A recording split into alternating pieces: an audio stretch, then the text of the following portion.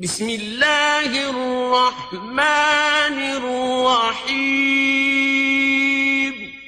اللہ کے نام سے شروع جو نہایت مہربان رحم والا۔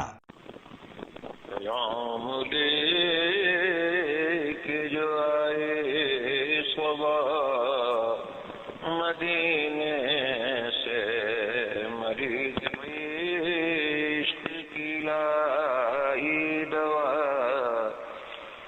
مدینے سے۔ دو بڑی قوتیں سامنے آئیں جو نئی پارٹیز تھیں، اور نئی پارٹیز نے آ کے بڑے اچھے ووٹس لیے اور غیر یقینی طور پر اتنے زیادہ ووٹ لے لیے۔ ان میں سب سے پہلی پارٹی تھی جس نے تیسرے نمبر پر زیادہ ووٹ لیے، تحریک لبیک پاکستان۔ ان کے جو بانی ہیں جناب مولانا خادم حسین رضوی صاحب، ہم نے ان سے بھی کچھ بات چیت کی، آپ کو سناتے ہیں انہوں نے ہمیں کیا کہا، اور ان کے ساتھ وہاں پر ان کے کینڈیڈیٹ جو تھے شیخ اظہر صاحب، وہ بھی موجود تھے۔ آئیں سنیں انہوں نے کیا کہا۔ جی ناظرین، اس وقت میں موجود ہوں حضرت مولانا خادم حسین رضوی صاحب کے ساتھ، اور ان کے ساتھ شیخ اظہر صاحب بھی موجود ہیں، تحریک لبیک پاکستان کے سربراہ ہیں۔ حضرت کیسا رہا ایکسپیرینس الیکشن کا؟ جی بہت اچھا رہا۔ کیا کچھ نیا کچھ سیکھنے کو آیا؟ کچھ آپ کو لگا کہ اب آپ آگے بھی 2018 میں بھی الیکشن میں جائیں گے؟ وہ علامہ اقبال قلندر لاہوری نے فرمایا تھا کہ نا امید نہ ہو ان سے رہبر فرزانہ، کم کوش تو ہیں لیکن بے ذوق نہیں رائے، کہ ان سے نا امید نہیں ہونا، آپ اٹھیں گے تو کام بن جائے گا۔ اچھا، یعنی کہ آپ کو لگ رہا ہے، کیونکہ ایکسپیکٹیشنز کیا تھیں آپ کی اس الیکشن کے اندر؟ کیا لگ رہا تھا آپ کو کہ کتنے % ووٹ لے لیں گے آپ؟ ہمیں تو بہت زیادہ یقین ہے، لیکن ہمارے ساتھ بہت ساری زیادتیاں ہوئی ہیں انشاءاللہ۔ وہ کیا تھیں حضرت؟ وہی جاننا چاہتے ہیں۔ وہ تو یہ حضرات بتائیں گے۔ اچھا، جو شیخ صاحب کیا تھیں زیادتیاں جو ہوئیں؟ مشکلات اصل میں ایسی رہیں کہ ایک تو ہمارے جو تھے ووٹر، ان کو کافی تنگ کیا گیا۔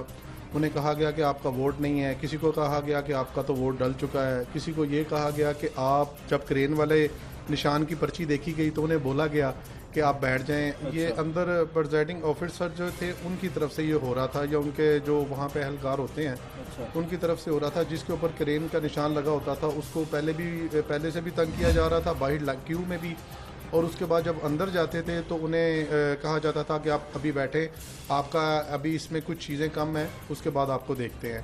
بلکہ ایک دو کو تو باہر کے چکر بھی لگوائے گئے۔ اس کے بعد یہ تھا کہ ہماری جو ایجنٹس تھے جو ہمارے پولنگ کے، ان کو بھی اندر گھسنے نہیں دیا گیا، اور اس کے بعد جب کاؤنٹنگ کا ٹائم آیا ان کو باہر نکال دیا گیا۔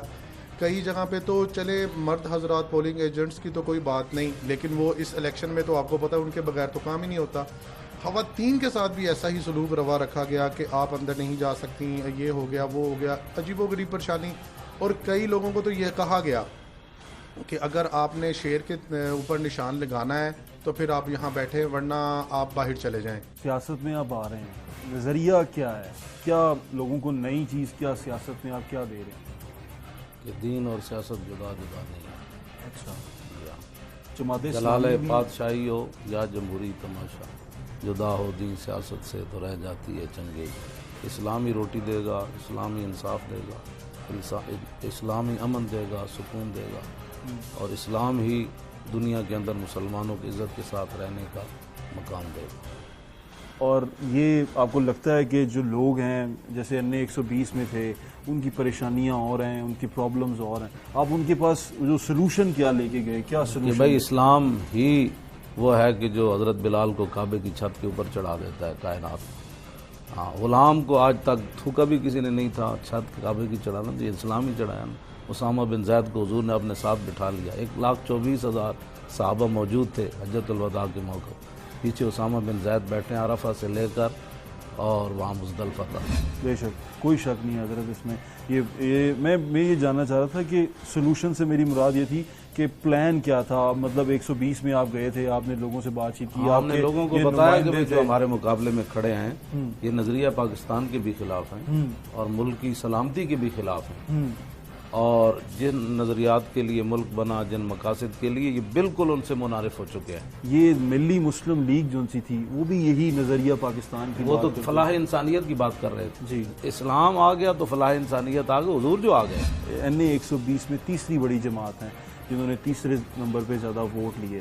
کیا محسوس کر رہے ہیں اب آپ کو لگ رہا ہے کہ تحریک لبیک پاکستان کا مستقبل جو سا ہے وہ یہ آگے کہ درد اور دوائیاں اور بہت دور تک درد اٹھے ہیں، وہ تو یہ کہاں سے آ گئے؟ یہ ہم پاکستانی نہیں ہے، ہمارا حق نہیں بنتا. بالکل بنتا ہے. شیخ صاحب یہ ایکسپیرینس کیسا رہا؟ آپ لوگوں کے پاس گئے، لوگوں سے ملے، لوگوں کی کیا بڑے مسائل آپ کو نظر آئے کہ وہ لوگ کیا چاہتے ہیں؟ جی وہ تو بیسکلی مطلب کہ بنیادی سہولتیں ہی چاہتے تھے. جیسے آپ نے دیکھا کہ وہ پرانا سٹائل دوبارہ آ گیا.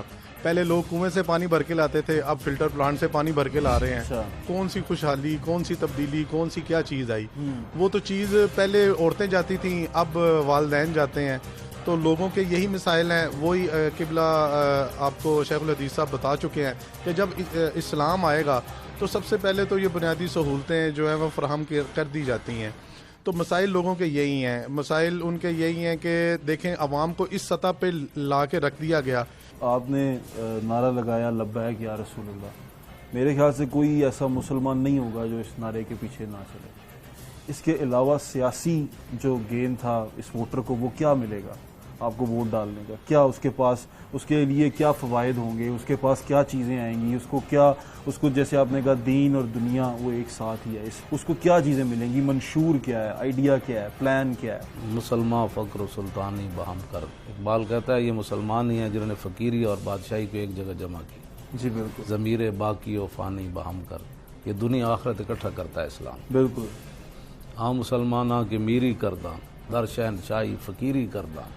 کہتا ہے یہ اسلام ہی ہے جس نے بادشاہ کو فقیر بنا کر مدائن میں پیش کر دیا. لوگ کہتے ہیں دور عمر کیسے آئے گا؟ میں نے کہا دور عمر آپ نہ لائیں، شیر شاہ سوری کا دور تو لائیں نا، اورنگزیب عالمگیر کا دور تو لائیں نا واپس. تو حضرت اس کا مطلب آپ کو اس الیکشن کے بعد امید نظر آ رہی ہے 2018 میں آپ منظم جماعت کے ساتھ، ایک تنظیم سازی کے ساتھ دوبارہ انٹر کریں گے 2018 میں بھرپور طریقے سے پورے پاکستان میں؟ جی انشاءاللہ. آپ پاکستان کی عوام سے بھی امید رکھتے ہیں کہ وہ اس طرف آئیں گے؟ اصل میں آپ سے بات کرنے کا، آپ سے آج یہ نشست رکھنے کا مطلب یہی تھا کہ ہم بھی جاننا چاہتے تھے آپ کو، لوگ بھی جاننا چاہتے تھے آپ کو کہ اصل میں نظریہ کیا ہے، آئیڈیا کیا ہے.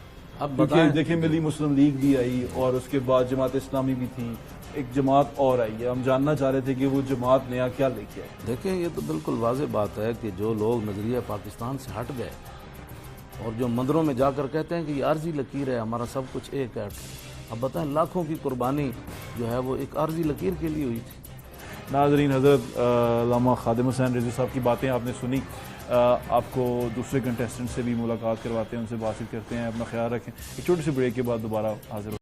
شہنشاہ مدینہ الصلاۃ والسلام، میں شہنشاہ مدینہ الصلاۃ